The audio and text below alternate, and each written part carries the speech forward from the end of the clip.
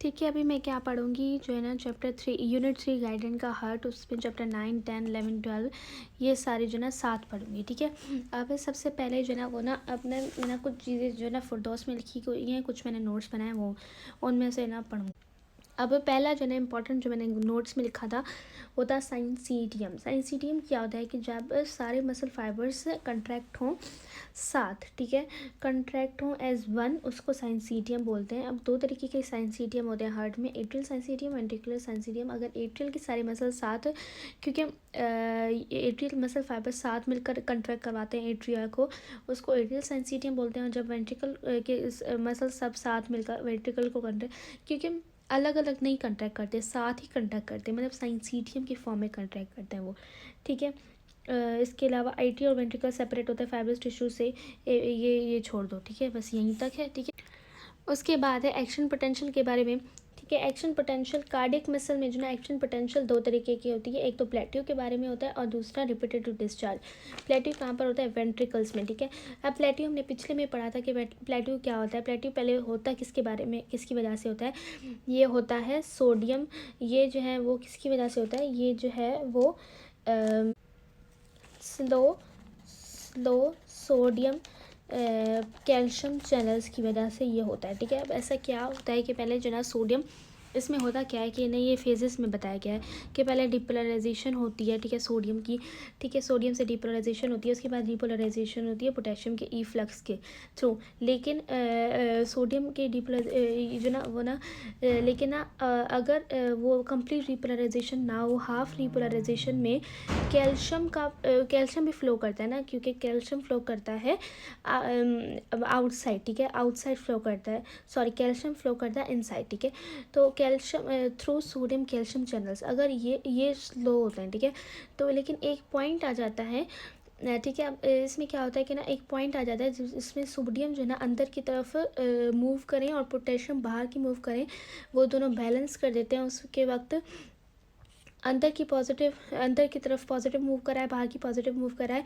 अब ये जो ना एक बैलेंस बन जाता है, उसमें वोल्टेज चेंज नहीं होता, उसको उस कंडीशन को क्या बोलते हैं? प्लेट्यू। ठीक है, तो ये प्लेट्यू हो गया। उसके बाद सेकंड है रिपीटेटिव डिस्चार्ज पोटेंशियल होता है, और दूसरा वोल्टेज है ना वो ना एक्शन पोटेंशियल रिपीटेड डिस्चार्ज को बोलते हैं। रिपीटेड डिस्चार्ज क्या होती है, ये किसकी वजह से होती है? पहले ये होती है सोडियम कैल्शियम या सिर्फ सोडियम लीकेज चैनल्स की वजह से, तो हम कहेंगे सोडियम लीकेज चैनल्स की वजह से होती है। ठीक है, तो ये सोडियम लीकेज चैनल्स की वजह से क्या होगा कि ना, क्या होगा, इस पिछले में पढ़ा था कि ना इनमें क्या होता है कि ना वोल्टेज है ना वोल्टेज है ना -60 टू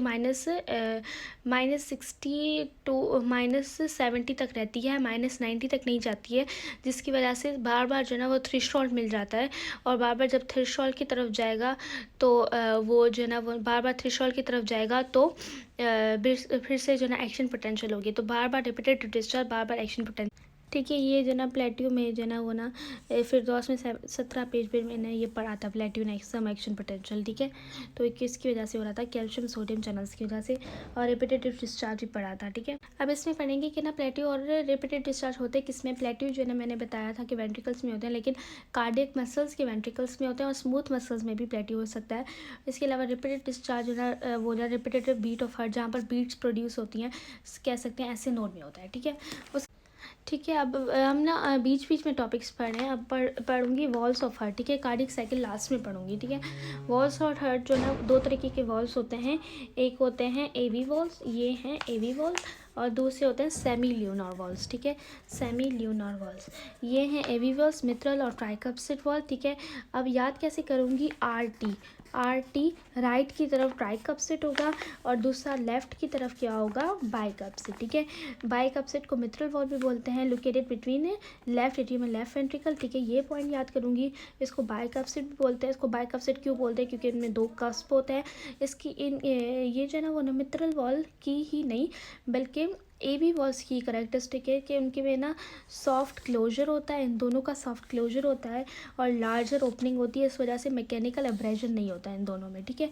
इसके अलावा होता है ट्राइकप्सिड। ट्राइकप्सिड क्या होता है, राइट, क्योंकि आरटी था, राइट एट्रियम और राइट वेंट्रिकल के बीच में होगा, और इसको जनाब ट्राइकप्सिड क्यों बोलते हैं, क्योंकि इनमें 3 कप्स होते हैं, ठीक है। उसके अलावा इनमें कॉर्डा डेंटा मौजूद होता है, दोनों में कॉर्डा डेंटा मौजूद होते हैं, जो कि इनको इनकी जनाब वो ना इनको क्लोज करने में हेल्प करते हैं, ठीक है। अब आ जाते हैं सेमील्यूनर वॉल्स पे।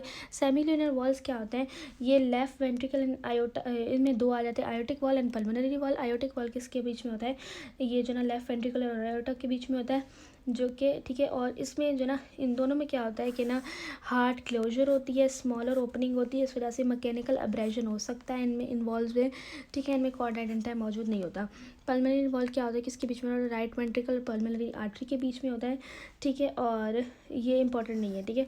इसके अलावा वॉल्स ऑफ हार्ट, जब सेमीलूनर एवी वॉल्स बंद होता है तो S1 साउंड प्रोड्यूस होता है, ठीक है, दोनों एक ही वक्त में बंद होते हैं, जिसकी वजह से फर्स्ट हार्ट साउंड लब S1 प्रोड्यूस होता है, और जब सेमीलूनर वॉल्स बंद होते हैं तो डब जो कि S2 साउंड होता है तब वो प्रोड्यूस, ठीक है। Regulation of heart pumping, regulation किस तरीके से होती है, एक इंट्रिंसिक रेगुलेशन होती है, दूसरी क्या होती है, एक्सटेंसिव रेगुलेशन होती है, ठीक है। इंट्रिंसिक रेगुलेशन में क्या होता है, इंट्रिंसिक रेगुलेशन में जो है वो ना 2 मैकेनिज्म्स होते हैं, फ्रैंक स्टार्लिंग मैकेनिज्म और राइट एट्रियल स्ट्रेच मैकेनिज्म, ठीक है, जिसको जो है ना राइट ब्रिज भी बोलते हैं, ठीक है, ब्रिज रिफ्लेक्स भी बोलते हैं, ठीक है, ब्रिज रिफ्लेक्स, ठीक है।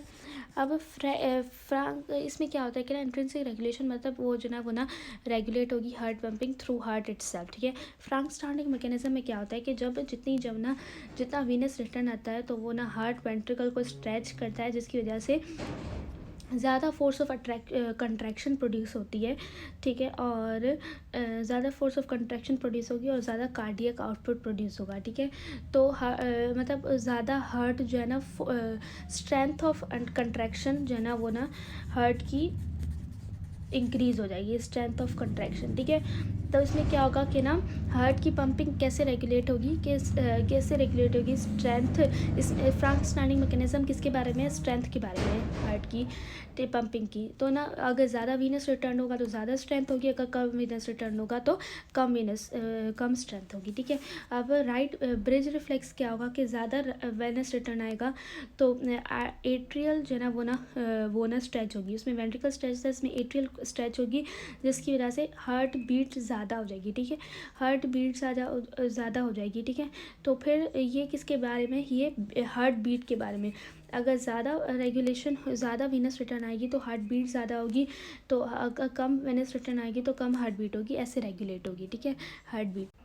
वो वहाँ पर strength of heart, strength pumping की उस पर डिपेंड करेगी, ठीक है, स्ट्रेंथ कैसे रेगुलेट होगी और यहाँ पर है बीट कैसे रेगुलेट होगी। उसके अलावा एक्सटेंसिव रेगुलेशन में क्या होता है कि ना एक्सटर्नल वेज से जना वना रेगुलेट हो हार्ट की पंपिंग और बीटिंग वगैरह, ठीक है। उसमें क्या आ जाते हैं सिंपैथेटिक नर्वस सिस्टम और parasympathetic nervous system. Sympathetic nervous system में क्या होता है कि जब ना ऐसे सिंपैथेटिक नर्व जना ऐसी जना वो रिलीज़ करें चीज़ें, नॉरएपिनेफ्रिन जैसे रिलीज़ होती है, जो कि ना मैं आपको बता देती हूँ कि ना क्या होती है कि ना इसमें सिंपैथेटिक नर्व सप्लाई में ना हार्ट बीट इंक्रीज़ होगी, ठीक है, हार्ट बीट इंक्रीज़ होगी, जहाँ पर हार्ट बीट इंक्रीज़ होने की वजह, जब हार्ट बीट डिक्रीज़ हो जाती है तो सिंपैथेटिक नर्वस सिस्टम स्टिमुलेट होता है, जो कि हार्ट बीट को इंक्रीज़ करवाता है।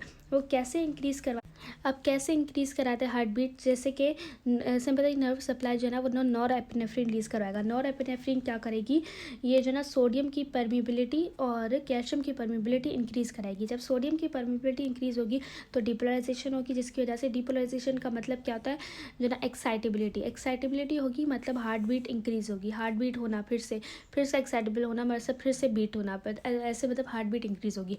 और कैल्शियम की परमिबिलिटी इंक्रीज़ होगी, मतलब फोर्स ऑफ कंट्रैक्शन इंक्रीज़ होगी।